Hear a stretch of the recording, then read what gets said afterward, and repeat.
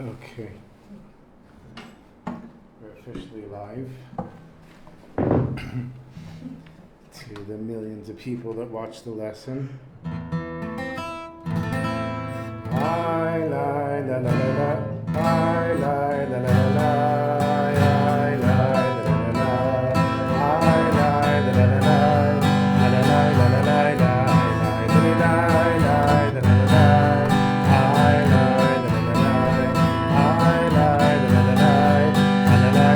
la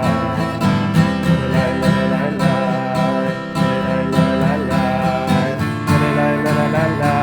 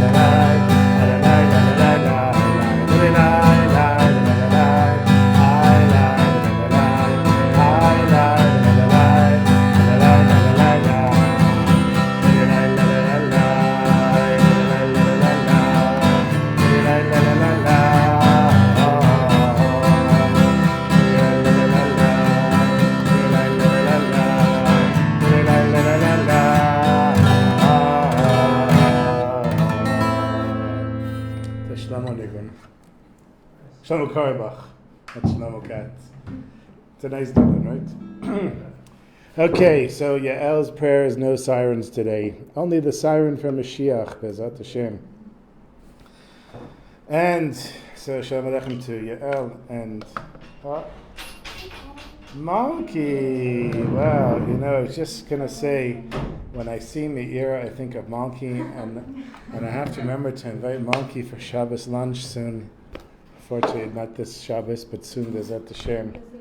Okay, so Yael is watching, and Malki's here, and Meira, and Aryeh, and my mother, who's traveling in Europe somewhere, Spain, England, something like that.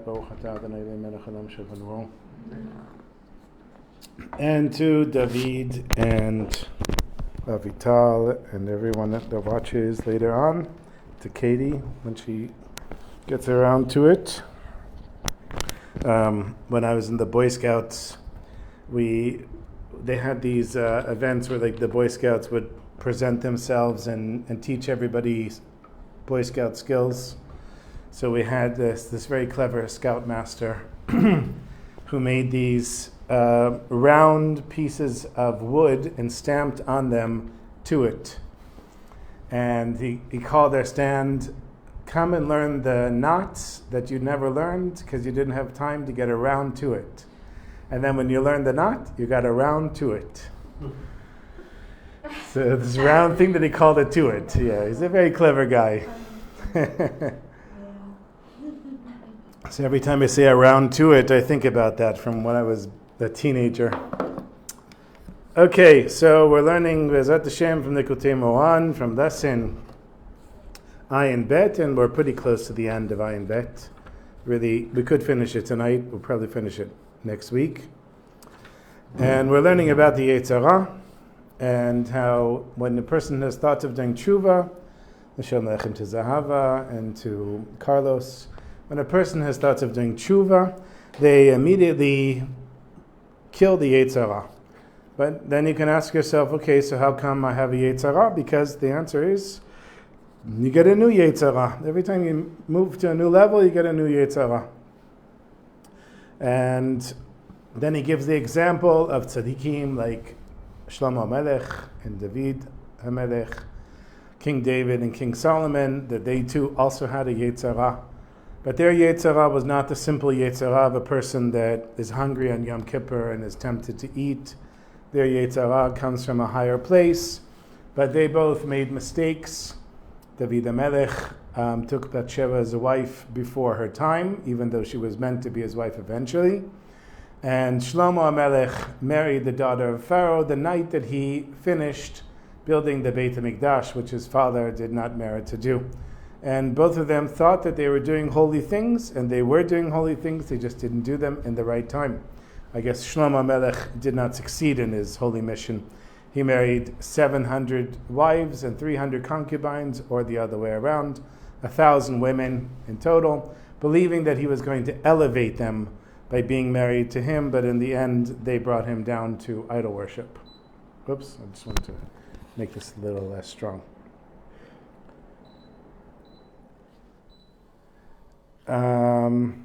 Okay, so we left off last week with the siren from Yemen, and I'm just going to go back to the last paragraph that we were in the middle of reading when the siren went off. ובוודאי מי שמתגברים עליו אלו הדמיונות של שטות התאוות. And of course, somebody who works to overcome these imaginary thoughts of this nonsense of wanting to do things that you're not supposed to do, or shel avodah zarah, or of idol worship, kanal is mentioned above. קשה לו מאוד להינצל מהם ולהעבירם ממחשבתו. It's very difficult for a person to run away from these thoughts and to save themselves from these thoughts. כל מה שמתגבר ומענע וזורק ראשו הנה והנה. The more that a person throws their head from side to side and tries to get the thoughts out of their head, כדי להסיר מחשבות אלו, to get rid of these thoughts, מתגברים עליו הדמיונות האלו יותר ויותר. The thoughts just come and they're stronger and stronger. כי זה טבע וסגולה, סגולת, he says here. Because this is nature, and this is a segulat, which means that one thing is going to lead to another. We mentioned last week that a segula is an enabler, like a catalyst. It causes one thing to bring to another. The more you think about something, the more you're going to think about something. So if I tell you, stop thinking about pink elephants, now you'll just think about pink elephants. And if I say, no, really, stop thinking about pink elephants. You think about them more. And then that's what you're saying. You focus, the yetzer comes and says to you, for you to do something, and you're like, get out of my head, then it just gets worse and worse. Shel elu hayetzarim hara'im hamezohamim. These polluted yetzer haras. Kol ma sherotzim להתגבר על אלו המחשבות, the more that a person wants to overcome these thoughts, יותר ויותר הם מתגברים. The stronger they get. והסיבה לדבר, and the reason for this, כי הוא כמו שהאדם בורח מדבר. This is like somebody who's running away from something. הוא מסתכל מן הצד כי לאחר יד על יד הדבר שברח ממנו. The person looks over their shoulder, looks behind them to see the thing that they're running away from. ואזי מחימת הסתכלות זו, הדבר הזה מתגבר עליו ביותר לחשוב עליו. And then when the person sees how far away they got from the thing, they realize that the thing has come closer to them. It's like in the movies, when somebody's running away from the alien that's chasing them, and they think they got away, and they turn around, they say, ah! That's when the teeth come. Right at that moment when they turn around, they're, ah! So he says the same thing with the thoughts. If you say, am I still thinking about that whatever thing? Then you're going to realize it's right there in front of your face. Ki lo asiach da'ato mizeh, because the person did not remove their thoughts from this thing. On the contrary, שמסתכל בכל פעם לאחוריו על זאת המחשבה, every time a person looks around to see if the thought is still there, הוא קובע אותה בדעתו עוד ועוד. The person sets it in their mind even more and more. והבין זה, and understand this well. כי על ידי שהוא בודק כל הזמן אם המחשבה הזו עברה ממנו כבר, the more times that a person goes and checks to see if this thing has left their thoughts, בזה הוא דווקא קובע אותה בדעתו. This is how a person sets it into their mind. כמו שידוע לכל מי שנלכד בזה, as everybody who's been trapped in this knows, יש לו אלו המחשבות רחמנא ליצלן. It's not our door. A person has these thoughts, Hashem should save us. לדוגמה לכך. An example for this is, אם יחשוב בדעתו שאינו רוצה לראות מול עיניו צבע אדום. If a person thinks that they shouldn't see in front of themselves the color red, Azai im yasiach da'ato mizeh v'yasok b'davar acher. So if a person leaves that thought and then is involved in something else, ubemet lo yir'eh tzeva adom. Then at that moment the person is not going to see red. Aval im yitasek kol hazman b'machshavato lesalek et ha'machshava an tzeva adom. But if a person puts all of their energy into thinking that they shouldn't think about the color red, yizrok rosho v'yanea kan ulekan kedei lo lachshov al tzeva adom.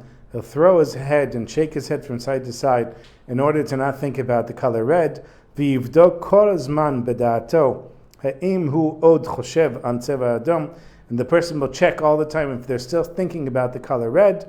Yimtza shekol hazman shehu choshev al tzeva adom ve'ino yachol la'asiach oto b'machshavato. The person will find that they are thinking about the color red all the time and they can't get it out of their head. So that's where we left off with Yemen. Kind of. Arya wasn't here for that part. And then when my wife said to me, I didn't see you in the bomb shelter, I said, I was, getting my things together slowly. She said, you didn't even make an effort. That hurt. Made a little effort. Just didn't go. Ubazeh. And this is where we're going to continue. With this, bedugma zo me'avodah zara hanal, from the example of idol worship as mentioned above. Yachol kol adam la'avin shu shtut v'shigayon gadol. Right? If I put an idol in the middle of the table and I say, everybody bow down and worship it, you're going to say that's a bunch of craziness and nonsense. So he says that's the example. For us, idol worship is nonsense. V'hurak me'akerut adamim me'akerut u'bilbul hamoach. It's just from the thickness of the blood and the thickness and the confusion of the mind. Shehem hasiba lekach hamachshavot, lekol hamachshavot. This is the reason that a person has all of these thoughts. Bye, Noga. I just mentioned you. Adimyonot ve'bilbulim. The imaginary and confusing thoughts. V'kivan sheyadazot, because a person knows this. Ki be'emet kol hayetzer shelo hu rak shigayon v'shtut k'rob b'nei adam. A person's whole yetzer is just a bunch of nonsense and foolishness, like most of the people in the world. Right? If somebody thinks, well, my yetzer, my desire for treif and for women and for drugs and alcohol and I don't know what else, it's on the level of King David. I'm elevating it. Then that person is probably crazy. But a normal person should know that, yes, you can elevate the food on Shabbos, but you're not going to elevate a transgression. I don't think very many people, if anyone, is on that level. I don't think anybody in Jewish history ever actually, maybe I'm wrong, elevated a transgression. I don't know, that's a test for David. David watches my class. He was my teacher when I was here in high school.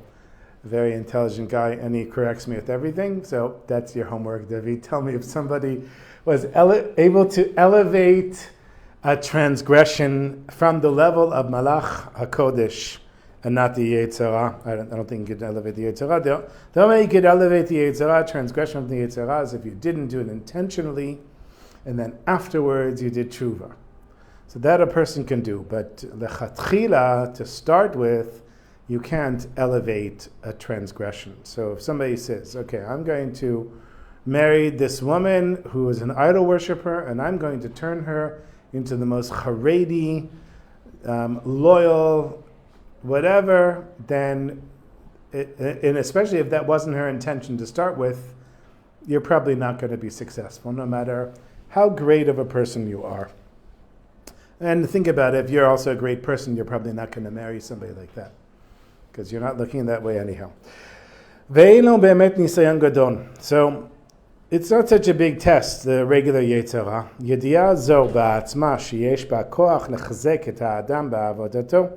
Just this fact that you know that all of the stuff that we're dealing with as regular people, they're just normal yetzer problems, and we can overcome them just like idol worship. Because this everybody knows.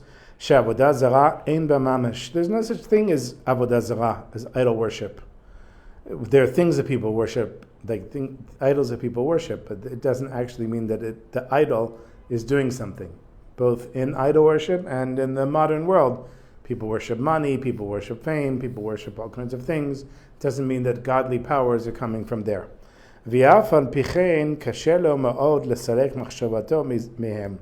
Even though we know that it doesn't have any power, it's still hard for a person to pull their thoughts away from that thing.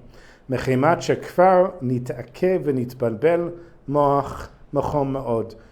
their thoughts have already been mixed up and messed up.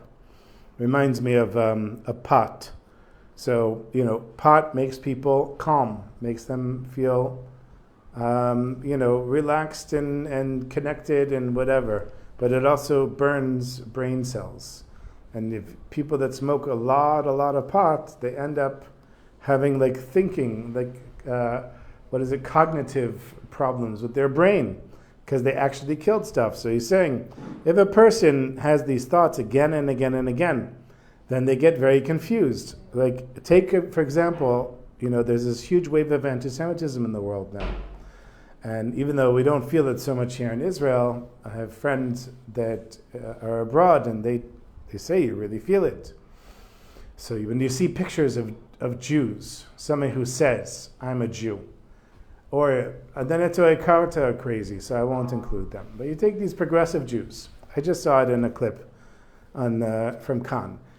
I'm a Jewish mother, and I believe babies are being killed in Gaza.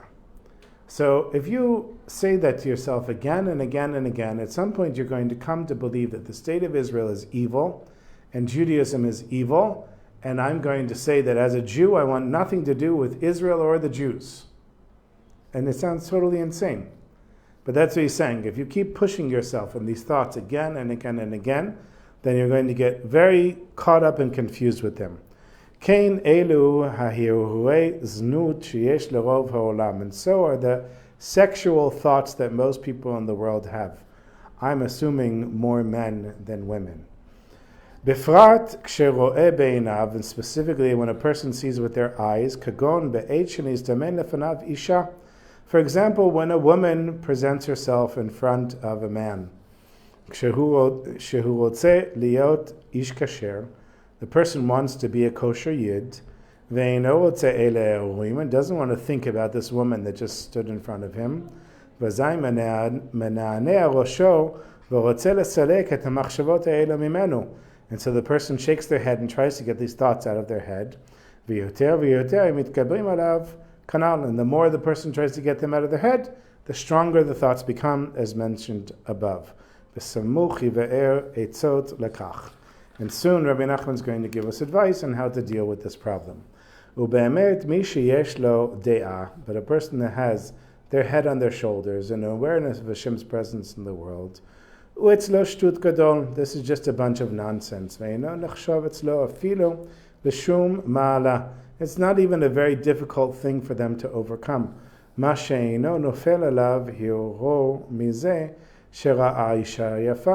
it's not going to totally destroy a person, a man, when he sees a beautiful woman. The person doesn't have to shake their head and try to get the thoughts out of their head. Like most people who shtut v'shigayon elu avodah zarah. It's just a bunch of nonsense. These are thoughts like thoughts of idol worship. Kain etzlo, and so it is by him. Etzel mi sheyesh lo de'ah, a person that has knowledge of Hashem's existence. Ushtut v'hiruei znut. It's just nonsense and thoughts that they shouldn't be having. And he's going to say here, so I don't know how it is for women, but for men, this is a big temptation, looking at women. And it's a very hard thing to turn your eyes away. It's a real test to turn your eyes away. And that's what he's talking about here. So he's saying the real test is, can you turn your eyes away or can you not? And you know that you can turn your eyes away, and it's not really such a big deal. So even though it's a temptation to look at women, you know that the solution for it is just turning your eyes away. That's what he's saying. Now he's using this as an analogy. It's not just this specific thing. But for men, it is a test, a constant test. I'm amazed. My chavuta, who's in his early 80s and really a sick old man, a very happy and wonderful sick old man, but really poor guy. Since I've known him for like 25 years, he's had health problems. Like when I first met him, his hands were shaking like this, and I was like, "What's wrong?" He's like, "I've had that since I was a kid." And he had like 3 heart surgeries, had all of his teeth pulled, his kidneys have failed. There's like everything on the list. I don't want to say things he doesn't have. And we're walking together in the shuk, and he'll take off his glasses. Or sometimes I'll see him in the shuk without his glasses. And he needs glasses. And I'll come over to him, like right in front of his face, and say, what are you doing here? I said, "What are you doing without your glasses on?" He said, "I can't see all this. I can't see all this flesh and how people dress today. It's disgusting. I can't see it." And I think to myself, look at you. What is arousing you? Like, what's left? He says, "No, it's still there." So, and we've had many interesting conversations about this. And there was something that he brought up. I'm pretty sure it's from the Gemara, where these 2 rabbis, I think we came across it in the Likutey Moharan, these 2 rabbis that they knew they're going to walk through a marketplace where they would see women. And one decided to go the long way around a mountain so he wouldn't have to see the women. And the other one went through the marketplace but did not look at the women. Now, the question was, which is better, to go around or to go through? And the answer was to go through and not look. But if you can't do that, then go around. Okay. Bringing an example which can be used for other things as well, not just this one thing. ועל כן יתבאר שיש לדמות את הרהורי זנות והרהורי עבודה זרה. We can imagine, so let's clarify, that we can imagine these sexual thoughts and thoughts of idol worship, ולהבין שכמו הרהורי עבודה זרה הם שטות, and so we can imagine just like thoughts of idol worship are nonsense, כך גם הרהורי זנות הם שטות. So also sexual thoughts are nonsense. ולא ראוי לבעל שכל להמשיך אחריהם. It's not fitting for a person that has a brain to follow after them. And by the way, if you think about it, we don't have a taiva. We don't have a desire for idol worship anymore. I don't remember what point it was. There was a Sanhedrin davened or something like that it should be taken away. And they also davened that people's sexual lust should be taken away. But then chickens stopped laying eggs, and they realized the whole world order would collapse, so they brought it back. Yeah. Crazy. Yeah. So just like at least. Don't we say that like money is our new avodah zarah, or like people greed or whatever. People are like drawn to money, right? They're obsessed with money. People kill for money. It's a type. Know. Yeah. So it is. But, right. No, it is a type. It's a type of avodah zarah for sure. Right. Like it, but as a problem, it was eradicated in the Sanhedrin. Yeah. Do you remember when that was? Sorry, I don't remember. I don't remember, but yeah, that's right. It's in the Gemara, right? But we don't have like a desire to worship the sun, or. Okay, Malki has a desire to worship the sun. Normal people don't have a desire to worship the sun, or to worship other things. No, paganism. Yeah, we know. I think even pagans know that it's nonsense. They know that there's God. They can call it whatever they want. Right. They can call it a power, and then they believe that power is broken down into the sun, into the rain, into other things, and then they want to worship those things instead of worshiping the universal God. Which was the idea that Abraham brought into the world, that yes, all of you are worshiping aspects of God, but it's not God. God is everything. And that's what was so unique about the Jewish temple, the Beit HaMikdash. There were temples all through the ancient world. It wasn't something new. But this one didn't have an idol in it. Every temple had an idol. That's why, I don't remember who it was, Menashe, I'm not sure which I know Menashe had a thing with worshiping idols, but he brought idols into the Beit HaMikdash or something like that. But there were idols brought into the Beit HaMikdash, and people were like, "This is normal. Could guys just be normal like everyone else and worship an idol? We're like, no, we worship everything. We worship the universal God. And this is beyond what people could understand. But today we don't have a desire for that. We have sexual desires, most people do. But we don't have desires for idol worship. But that gives you an idea of what idol worship was. V'lachen itan, so it's brought in the Zohar, Rabbi Shimon bar Yochai, kad chaza nashim safirin. Kshaya yodea sheyesh b'makom mesuyam nashim yafot. Rabbi Shimon bar Yochai, when he knew that there was a place where there were beautiful women, haya mashpir mukdam et einav. He would already, before he went into the place, put his eyes down so that he wouldn't see the women. Ve'amar lechaverim, and he said to his students, kedei lechazkam, I'm not sure if I'm saying that right, to strengthen them, b'shmirat einayim, and protecting their eyes. It's the pasuk, the verse from Vayikra, al tifnu el ha'elilim. Don't turn to the idols, to the gods. V'lichora kasher, and at first glance is difficult. Ma shayach likro lanashim yafot b'shem elilim. How is it fitting to call beautiful women idols or gods? Elu שרבי שמעון חיזק את החברים להתגבר על היצרה הזה של הרהורי זנות. So that's why Rabbi Shimon bar Yochai was trying to strengthen his students in these sexual thoughts. כי אמר להם שאלו הנשים יפות, he said to them, these beautiful women, הם בחינת אלילים, they're like for you worshipping gods.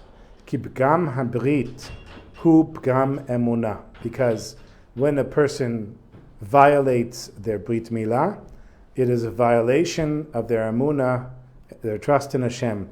U'kumo shehirurei avodah zarah em shtut, just like thoughts of idol worship are nonsense. Nigle lekol ha'olam, as has been revealed to the whole world, להמשיך אחריהם, להסתכל עליה, להמשיך אחריה, ולהסתכל עליה, כי כן אלו הרהורי זנות הם שטות ושיגיון. Okay, so that everybody knows in the world that idol worship is a bunch of nonsense, and to be drawn after it and to have these sexual thoughts, he's saying, are in the same level, and they're nonsense and silliness. And the difference between idol worship and the sexual thoughts is that we don't have a desire for one and we do have a desire for the other. So it's real. We just don't have it anymore. So it's, something we don't think about. It's just like the Jews before the state of Israel. They didn't have any place to call home. They were kicked out of every place that they had. And Jews got their act together. And it was a group of secular Jews. And they established the secular state of Israel. There were Haredim here at the time. That's how we got to this clash between the army and the government and the Haredim, because they were two separate communities. But now anybody who's born, like today, and as a teenager, let's say today, they don't think anything about not having a place of their own. Even if they hate Netanyahu and they hate the state of Israel, they know that should the whole world chase them, they could come here and we would take them. And so this thought exists for us and it's real for us. The thought of not having the state does not exist for us. And the same thing with idol worship. We know what it is to not have a desire for idol worship, but if we had lived in a time when we did have the desire, it would be as strong or stronger than even the sexual thoughts that people have. La'achar shebe'er, and just think about the porn industry, how enormous it is. The idol worship industry would be even bigger. Just to give you an idea, I just mentioned one small thing, interesting thought. So you don't leave here with just only Torah, so you have interesting thoughts as well. Many years ago, I don't remember when it was probably 20 years ago, because I remember I was 35. I had a startup, and I was so excited I was going to be a multimillionaire, and it was going to work, and everything's going to be amazing. It was actually a really good idea. It's what Google Lens is today. And the startup, the competition, who wasn't really competition because one of the venture capitalists told them my idea, was sold for $100 million. Yep, so that was the $100 million that was meant for me, but not meant for me. Like Al Gore was supposed to be president but never became president. But I had this very interesting team, this early team of people that were very excited about this idea. And one of them was this researcher from the Technion who specialized in the deep web. You know what the deep web is? So when we go on a search engine, I know you know what it is, but just in case people watching don't know what it is, you go to a search engine and you type in something, not everything on the internet is going to appear. It's filtered out by Google. And apparently, Google. It heard me. And then it's turned on the... Okay, we're back to the class. So he said, I can't say that word out loud. It activates my phone. He said 70 or 80% of the internet is porn. Like he said, there's the thieves out there, but he said it's just all porn. And I was amazed. Okay, so what we know of the internet is enormous. Imagine 70, 80% of it is more, and idol worship is probably twice that. Okay, I'm giving you the example in order to emphasize the point of idol worship, not just so that we will leave here thinking about porn. That's not the goal. Okay, so now we're going to get to the answer, and that's where we're going to finish tonight. B'ezrat Hashem, there's no siren from Yemen. I should be careful, because I think one time I said that, and then there was a siren. So now he's explained at length. Ki af yetzer hara shel rov ha'olam u'shut v'shigayom, even though the yetzer hara, most of the world is a bunch of nonsense and foolishness, b'chol ofen hu tofes ma'od et ha'adam, still it really captures and traps a person. Yeve'er mehem ha'etzot keneged zeh. So now Rabbi Nachman is going to give us the advice. How do we fight the yetzer hara? Al kein ikar hatakana shel mi shekfer nilkad bazeh.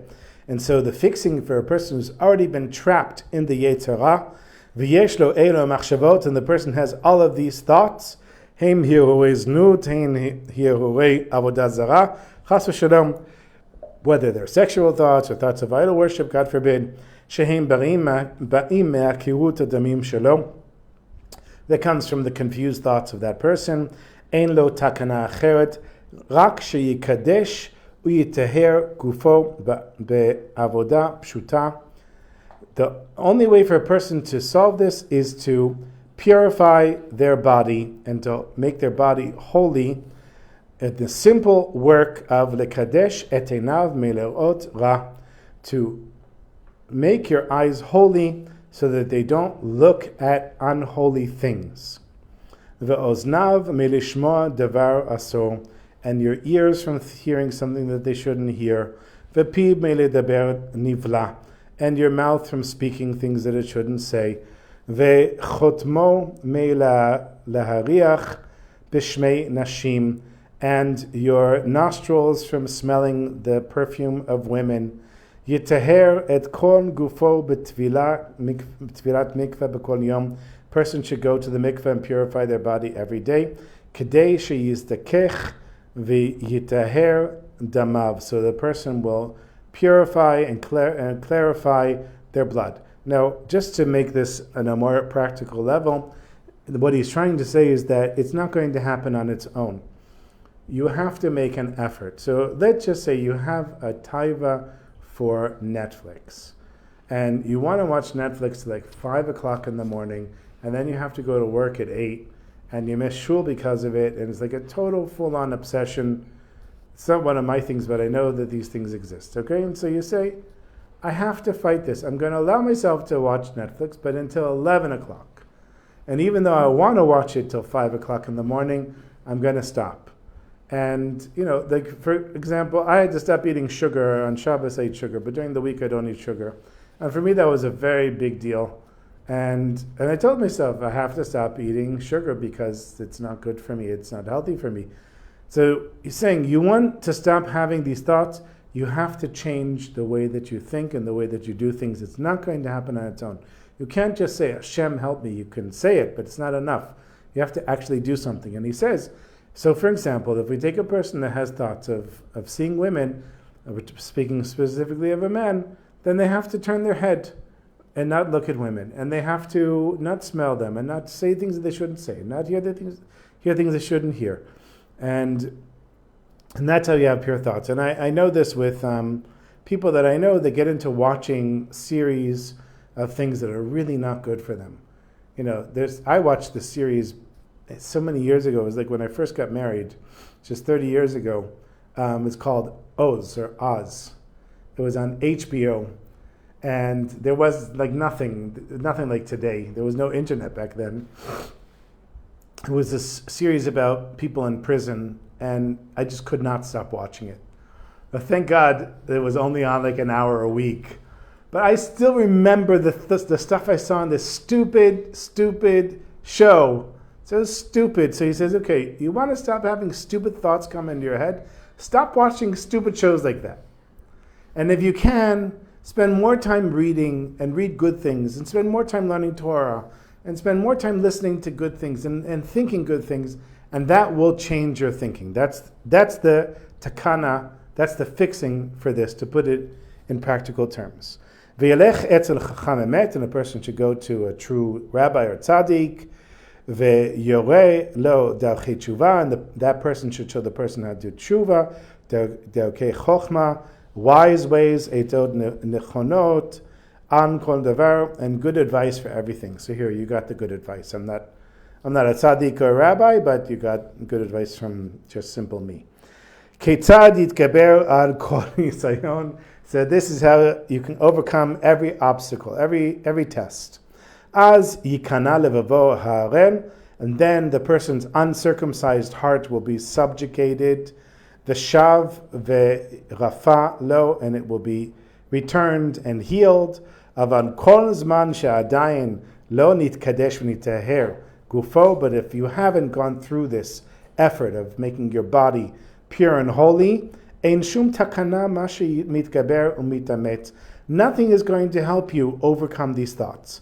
V'yesh lo yisurim gedolim lesalek hamachshava, and the person will have a very difficult time to get these thoughts out of their head, ki yoter v'yoter yimitgabrim kanal, because they get stronger and stronger, as mentioned above. V'lachen lo yelachem lesalek et hamachshava be'inyan zeh, and so you shouldn't make an effort to try to get these thoughts out of your head. Ela sheyaseh et shelo ba'avodat Hashem, just do what you have to do. Bli lachshov u'la'atrid mikach biyachad im ha'avodat Hashem sheyesh lo b'machshava zara. So you're going to have these foreign thoughts. Just have the foreign thoughts and get on with it and do what you have to do and try not to pay attention to them. V'kach tisalek me'atzma machshava ra'a zo. And that's how this thing will on its own leave you. And that's where we're going to continue next week with this footnote and then the last small section, and that's it. My mother-in-law treats people with EFT, which is this tapping pattern along the meridian lines. Whoa, that's interesting. Yeah. Is it like fever? Is it what? Fever? Fever? No. There's a tap, there's a okay. I just know there's a sequence there. It's connected to like acupuncture, that type of thing. Right. And as you're going through it, you say things, and it can heal things that normal medicine and other treatments can't heal. And she does also psychological work with that. Like, I'll give you an example. My son Levi Yitzchak, I don't know where it came from. He, all of a sudden, his nose was stuffed and he was sneezing, and it went on for weeks and months. And my wife took him for every test and genetic tests and everything across the board, and nobody could find anything. And at some point, my mother-in-law said, let me treat him. And my son was literally filling up garbage bags full of tissue. He also wanted to prove to us that he's miserable. So he was like trying to fill up as many garbage bags as he could. And then it stopped one day, and I said to my wife, what's going on? She said, oh, my mother treated him. So, and I've seen it myself. Like, I've had my own stuff that it works. Okay, what's the point? I wanted to say something.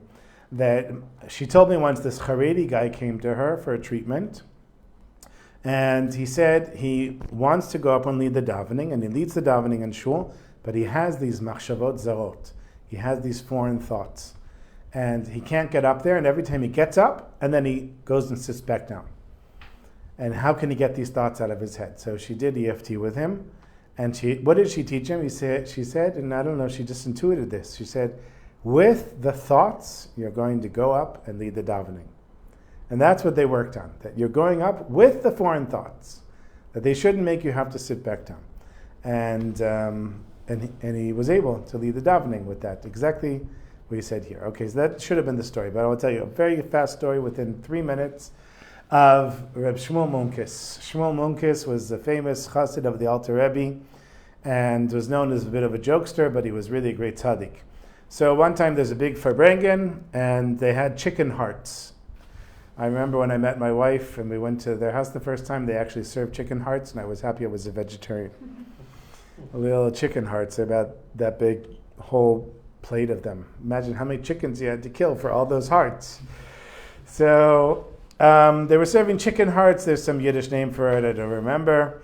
And everyone was smelling the chicken hearts, and they're like, Shmuel Munkes, bring the chicken hearts. He said, no, I'm not going to bring them. And they keep getting they smell it, and they get more upset. Bring them. And so he started bringing them. He brings the tray with the chicken hearts, and everyone smells it, and they go, oh! And he brings it to the table, and they go, oh! And then he brings it away from the table. And then he brings it to the table again. Everybody says, ah! Like they're really excited to eat it.